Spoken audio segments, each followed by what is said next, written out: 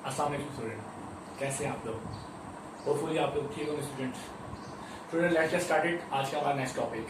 आज स्टूडेंट हम AD classes, जो मेरा बेटा स्पेशली बीए क्लासेस होती हैं पंजाब यूनिवर्सिटी, सोलर यूनिवर्सिटी, उनका वेरी इंटरेस्टिंग टॉपिक्स होता है प्ले राइटिंग। तो उसमें बेटा आज हम फर्स्ट प्ले लेकर आए हैं जिसका नाम है the bear. Student, before we proceeding now, let's just talking about the bear का जो मेन थीम है, मेन प्लॉट है, उसकी डिस्कशन थोड़ी सी कर लेते हैं।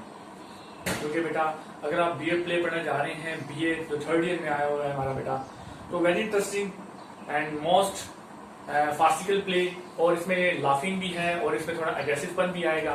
तो आपने अग्रेसिव नहीं होना और मेरे साथ बनी जाएगा। 8 to 10 मिनट्स में हम इसको कंप्लीट करेंगे, क्योंकि बेटा कोशिश करनी चाहिए कि आजकल ज्यादा स्टूडेंट के पास टाइम कम है बेटा, फिर भी हम इसको ज्यादा वाइंड अप करेंगे 8 to 10 मिनट्स में। So let's get started. First of all, first play BA एडी क्लासेस के लिए बेटा द बेयर। एंटन चीखोव बहुत फेमस रशियन हमारे राइटर हैं, इनके बहुत सारे प्ले राइटिंग है जिसकी वजह से बहुत फेमस हो चुके हैं। तो आज हम एंटन चीखोव का पढ़ेंगे द बेयर। बेयर के अंदर सबसे पहले हम बात करते हैं ये किस तरह का प्ले है, what kind of this play. Basically this is a boisterous play.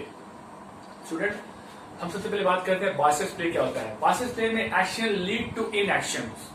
ठीक है स्टूडेंट, जैसे कि मैंने नोट कर लिया, आप बोर्ड पे लिख दिया है, आप इसका स्क्रीनशॉट ले सकते हैं। A boisterous play. Beer basically is a boisterous play in which action, a noisy play with lax character in which action lead to inaction. A noisy play है, एक बहुत शोर शराबा इस प्ले में आएगा, लेस कैरेक्टर होंगे जिसके अंदर बेटा चंद कैरेक्टर होंगे, 2-3 किरदार हमें नजर आएंगे जो आपस में बात करेंगे, अग्रेसिव पन दिखाएंगे, लाफर होगा इसमें, और वो एट दी एंड हमारा, हमें उर्दू में अगर बात करें तो इसमें बहुत शोर शराबा और कम कैरेक्टर वाला प्ले होगा। A noisy play boisterous play है। सबसे पहले बात करते हैं the bear is a basically boisterous play, a noisy play with less character. इसके अंदर बहुत शोर शराबा होगा और कम कैरेक्टर होंगे। Action lead to inaction. बेसिकली हम बेटा ये बात करेंगे इसमें action lead to inaction. इसके अंदर अभी जैसे लगेगा हमें कुछ होने वाला है, बट एंड में थोड़ा कुछ भी नहीं है, तो इसीलिए हम इसे कहते हैं action lead to inaction. Boisterous play the bear. Hopefully बेटा आपको समझ आ गई होगी। अब हम इसे कैरेक्टर के बारे में बात करेंगे। How many character in this play. आए जरा कैरेक्टर को देख लेते हैं जो इस प्ले के हमें अंदर नजर आएंगे बेटा। सबसे पहले जो हमारा मेन कैरेक्टर है, जो इस पूरे प्ले के अंदर आपको हर तरफ नजर आएगा और बड़ा एग्रेसिवपन भी शो करेगा, और आप इसको अपना प्रोटैगनिस्ट भी कह सकते हैं, वो समरनोव है, जिसको आप इस कैरेक्टर का प्ले का हीरो कह सकते हैं। But before going to talk about the Smirnov, हम सबसे पहले यहाँ पे अपनी बात करते हैं पोपोआ की, जो यहाँ पे एक हीरोइन भी इस प्ले की बेटा। तो इसके अंदर सबसे पहले 4 कैरेक्टर हैं। First of all Anton Chekhov, हम पढ़ रहे हैं द बेयर। पहला कैरेक्टर है पोपोआ।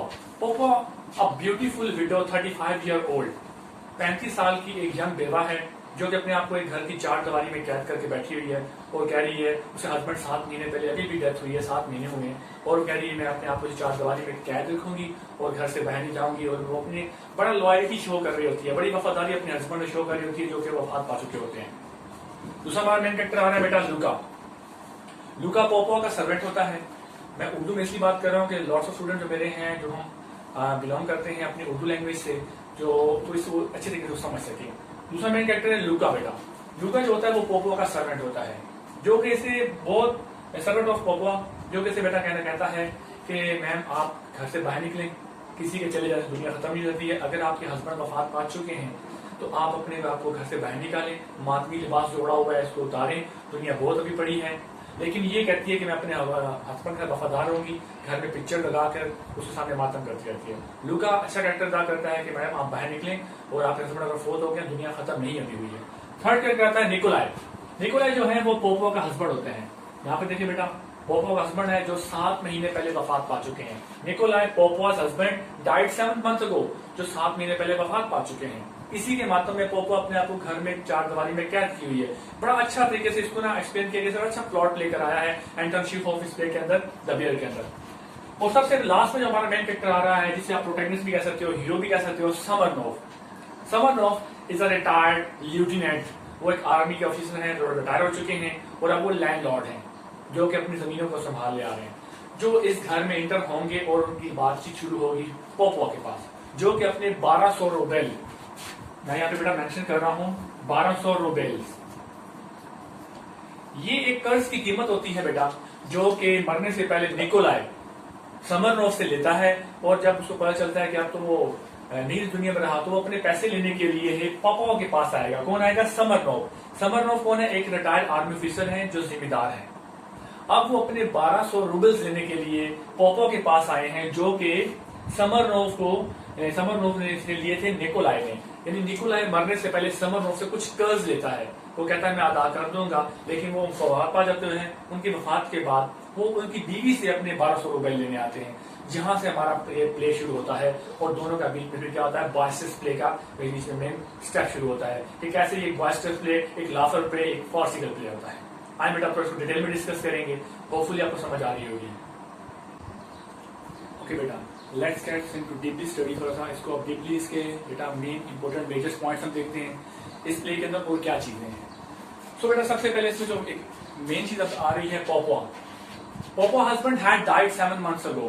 पोपोवा के हस्बैंड 7 महीने पहले वफात पा चुके हैं। She is still weeping, keeping the photograph of her husband. उसके हस्बैंड 7 महीने पहले वफात पा चुके हैं और अभी भी उसकी तस्वीर उठाए खड़ी हुई है कि मैं अभी भी इनके साथ वफादार रहूंगी, लॉयल रहूंगी। और वो कहती है कि मैं बाहर घर के 4 दीवारी में अपने आप को कैद रखूंगी, घर से बाहर नहीं जाऊंगी। जबकि यहाँ पे लुका सर्वेंट आता है, तो उसकी एंट्री होती है। हमारा कैरेक्टर है लुका सर्वेंट। लुका आकर कहते हैं उनसे कि आप मैडम बाहर जाएं, घर की 4 दीवारी से बाहर निकले। इन्होंने काला लिबास लेबेदान किया होता है। लुका आकर कहते हैं कि घर से बाहर निकले, दुनिया की बहुत वसी है, आप इतना मातम ना करें, काफी हो गया। हस्बैंड को मेहमान मरे हुए 7 महीने हो चुके हैं, बट वो उनसे वफादारी शो कर रही है। इवन कि यहाँ पर आपको एक और चीज बेटा मेंशन कर लूं, जब हमारा जो है कैरेक्टर पोपो यहाँ पे एक और चीज भी कहती है। यहाँ पे आप जब प्ले को रीड करेंगे थाली आपको पता चलेगा कि इसके हस्बैंड ने इसके साथ वफादारी नहीं दिखाई थी। मरने से पहले उसके बहुत सारे अफेयर्स थे, लेट नाइट पार्टीज में वो जाते थे। कौन? निकोलाई, पोपो के हस्बैंड। बट जब उनके मर जाते हैं, उनके मरने के बाद उनकी तस्वीर के सामने पोपो खड़ी होकर कह रही है, बेशक आपने मुझसे वफादारी नहीं की, आप मुझसे डिसलॉयल्टी शो कर चुके हैं, बट मैं आपके साथ वफादारी करूंगी, लॉयल रहूंगी जब तक कि मैं जिंदा हूं, और मैं इसी तरह अपनी कब्र में चली जाऊंगी। लेकिन समरनोव के कैरेक्टर की एंट्री के बाद सारी सिचुएशन जो है वो बादशाह की तरह चल जाती है। वो इस प्ले को फार्सिकल बना देती है। नेक्स्ट कैरेक्टर है, मेन चीज लिखी हुई है, Smirnov comes to take his money 1200 roubles. Smirnov उनसे 1200 रुपए की कर्ज की कीमत उधार जो ली होती है निकोलाई ने, पोपो के हस्बैंड ने, वो लेने के लिए आते हैं। As he has to pay interest to his creditor, वो कहते हैं कि आपके हस्बैंड ने जो कर्ज लिया था, जो मुझसे पैसे लिए थे 1200 रुपए, मैं तो वो लेने के लिए आया हूँ। यहाँ पर जो खेल है वो टर्निंग पॉइंट लेता है। हमारा जो प्ले है बेयर एंड तोनोशिकोव ने बड़ा इसको मास्टरपीस बनाया है। जो मेन कैरेक्टर हमारा समरनोव आता है तो सारा प्ले जहाँ पे है वो चेंज होता है। इसके अंदर पोपोवा कहती है अकाउंटेंट इज नॉट हियर, मेरा अकाउंटेंट नहीं है, you will come to after day after tomorrow, कि आप परसों आना, मेरा भी तब सर्वेंट नौकर घर में नहीं है, मेरा अकाउंटेंट घर में नहीं है, तो मैं अभी मातम कर रही हूँ, मैं बड़ी परेशान हूँ, आप मुझे मजीद परेशान मत करें। बट समरनोव कहता है मैं तो यहीं बैठा हूँ, I am sit here still now, जब तक आप मुझे पैसे नहीं दोगे मैं यहीं बैठा हूँ, चाहे मुझे 1 हफ्ता बैठना पड़े, 1 महीना बैठना पड़े, जब तक आप कर्ज की कीमत अदा नहीं करेंगे मैं यहाँ से नहीं जाऊंगा। तो यहाँ से जो है तो यहाँ पे एक फार्सिकल प्ले का कैरेक्टर शुरू होता है और बाइसेस प्ले का आपस में झगड़ा, कॉन्फ्लिक्ट स्टार्ट होता है।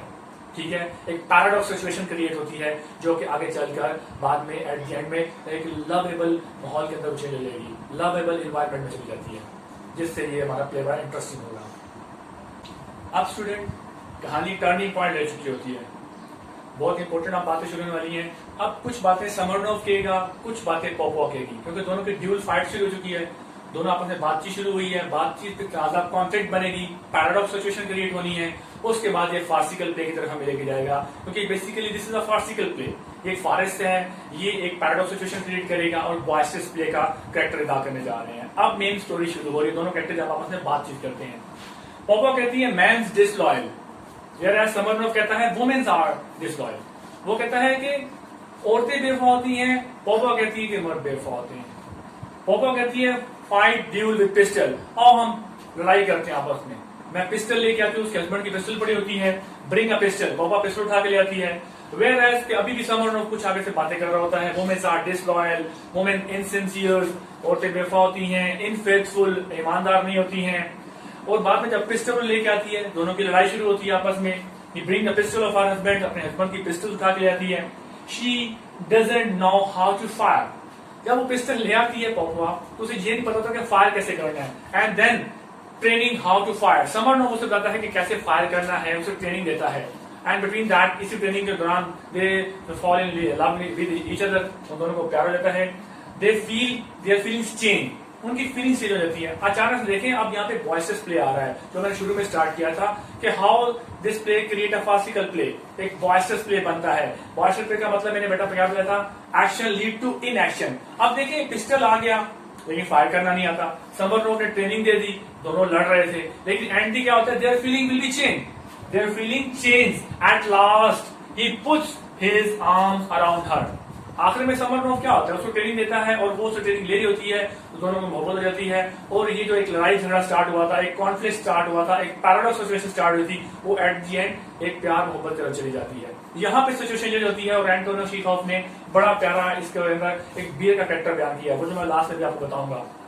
दे फॉल इन लव, दोनों एक दूसरे से प्यार होता है, पहले लड़ रहे थे और दोनों को बाद में एक दूसरे को प्यार हो गया। एंड रेडी टू मैरी, और दोनों एक दूसरे शादी करने के लिए तैयार हो गए थे। ठीक है, दोनों को पहले लड़ाई झगड़ा किया, फीलिंग्स चेंज हुई, गन चलाना सिखाया, पहले एक दूसरे को बुरा भला कहते, आखिर दोनों को प्यार हो गया। प्यार करने के बाद दोनों they ready to marry with each other, दोनों शादी करने के लिए तैयार हो गए। And he forget his loan, और समरनोव जो 1200 रुपए लेने आया था उसने अपना कर्ज भी माफ कर दिया और कहा कि ठीक है मैं आपसे शादी करने के लिए तैयार हूँ। यहाँ पर जैसे भी प्ले हमारा एंड होता है, अभी दोनों लोग लड़ाई कर रहे थे 15-20 मिनट पहले, आधा घंटा पहले, तो निकोलाई की बाजाद में उसकी हस्बैंड उसकी जो वाइफ की बैठी हुई थी, लुका उसको कहता था कि मैडम आप आपस में लड़े ना। समरनोव की एंट्री हुई सारे प्ले में, तो जब उनका हस्बैंड सर्वेंट था लुका, वो जब देखेगा तो दोनों लड़ रहे हैं, तो वो कहता है मैम रुके मैं आपके लिए कुछ और भी लाता हूँ। इसने पिस्टल निकाली, वो इसके लिए कुल्हाड़ी लेने चला गया। तो जैसे लुका एट दी एंड आता है कुल्हाड़ी लेके, ये ले मैडम कुल्हाड़ी भी ले लें, पिस्टल तो आप ले आई हैं। तो जैसे कुल्हाड़ी लेके आ गए, वो आगे आके शॉक हो जाता है, वो देखता है कि दोनों एक दूसरे की बाहें में बाहें डाले खड़े हैं, उन दोनों की एक दूसरे से मोहब्बत हो गई है। तो यहाँ पे लुका भी शॉक हो जाता है। तो यहाँ पे एक फार्सिकल सिचुएशन क्रिएट होती है और वॉइसेस प्ले का कहानी बीच में आ जाती है और एट द एंड दोनों को प्यार होता है, वो शादी कर लेते हैं। सो अब स्टूडेंट्स में क्वेश्चन क्या आते हैं, हम क्वेश्चन की बात करने चलते हैं। क्या मेजर क्वेश्चन बनते हैं इस असाइनमेंट पर बियर के अंदर? ओके स्टूडेंट, अब हम बात करेंगे कि इस प्ले के अंदर क्वेश्चन कहां से आते हैं, किस टाइप का क्वेश्चन आता है। First of all first question discuss करेंगे, the play is a forest और फार्सिकल प्ले। एज यूजुअल जिसका हम लोग डिस्कस कर चुके हैं स्टूडेंट कि ये this play is a forest और फार्सिकल प्ले। इसके बारे में डिस्कशन होती है, क्या ये एक फॉरेस्ट है, क्या ये एक ढोंग है, क्या ये एक झूठी खेल है, कहना कुछ forest farcical play. Second question हमारा बेटा आता है इसके ऊपर जो comic play as a comic situation. ये प्ले एक कॉमिक है, इसके अंदर कॉमिक सिचुएशन है, क्या इसमें तंजो मजाक दिखाया गया है, वो बात आती है। थर्ड बात जो बड़ी इंपॉर्टेंट है, अगर आप लिटरेचर के स्टूडेंट हो तो आपको लिटरेचर डिवाइस आनी चाहिए कि इसके अंदर कुछ लिटरेचर डिवाइस यूज हुई है, जो मैं लास्ट में बात करना चाह रहा हूँ। आयरॉनिक सिचुएशन, इस प्ले के अंदर क्या आयरॉनिक सिचुएशन यूज की गई है। आयरॉनिक का मतलब वही होता है जो हम बाइसेस लेते हैं, कहना कुछ करना कुछ, यानी क्या इसमें दुख भरी बात थी जो नहीं कही गई, जो बाद में कर दी गई। आयरनी के बारे में इससे बेटा बात आएगी। सबसे पहले इस प्ले के अंदर क्या आयरनी यूज की गई, आयरनिक सिचुएशन क्या थी। असाइड, लिटरेरी डिवाइस है बेटा असाइड। जब आप प्ले देखते हैं शेक्सपियरियन प्ले वगैरह, जो 16वीं सेंचुरी में बहुत बड़ा प्ले राइटर थे शेक्सपियर, उसके अंदर असाइड का यूज ज्यादा किया जाता था। असाइड में होता है जब आप स्टेज के ऊपर सुनते हुए भी अनसुना करते हैं, उसे आप बोलते हैं असाइड। स्टेज के ऊपर जब आप एक लाइव परफॉर्मेंस देख रहे होते हैं तो कैरेक्टर कुछ चीजों को सुनते हुए भी अनसुना करते हैं, ये एक लिटरेरी डिवाइस है जिसे हम बोलते हैं असाइड। उसका इस प्ले के अंदर काफी यूज किया गया है, असाइड का, आर्मी का। And the last one soliloquy. Student अगर आप लिटरेचर स्टूडेंट तो आपको सोलिलोकी के बारे में जरूर पता होगा। सोलिलोकी होता है कैरेक्टर की खुद कलामी, अपने आप से बात करना। कैसे कैरेक्टर अपने आप से बात करते हैं। स्टार्टिंग में जब पोपोआ अपने हस्बैंड के मरने के बाद उसकी तस्वीर के सामने खड़ी होकर खुद से बात कर रही होती है कि मैं आपसे वफादार रहूंगी, मैं आपको नहीं छोड़ूंगी कभी भी, मरते दम तक घर की चार दीवारी में कैद होगी। यानी अपने आप से कैरेक्टर जब बात करता है, वरना character going to talk with himself, अपने आप से बात करता है, तो उसे हम सोलिलोकी बोलते हैं। तो ये तीन लिटरेरी डिवाइस इस प्ले के अंदर बड़े अच्छे तरीके से एंटोनियो चेखव ने यूज की है। एंड द लास्ट क्वेश्चन जो होता है वो कैरेक्टर से ऊपर आता है हमारा। पोपो का कैरेक्टर कैसा था उसके ऊपर डिस्कशन करें। पोपो का कैरेक्टर एलैबोरेट करें in your own words and the summon of character. How can you elaborate the summon of character इस प्ले के अंदर। तो ये कुछ मेजर असाइनमेंट्स हैं जो इस प्ले के ऊपर बनती हैं, जो कुछ क्वेश्चन बनते हैं, बड़े इंपॉर्टेंट क्वेश्चन हैं। अगर आपने मेरा लेक्चर बहुत सुना होगा और इन असाइनमेंट को आप तैयार कर लेते हैं तो डेफिनेटली आपकी इस प्ले के ऊपर अच्छी ग्रिप बन जाएगी, जो कि एग्जामिनेशन पॉइंट से बहुत अच्छा होगा। स्टूडेंट आई होप आपको आज का the bear by Antonio Chekhov समझ आया होगा। Till then next lecture, next video तक अपना ख्याल रखिएगा। Stay home, stay safe. Thank you, अल्लाह हाफिज।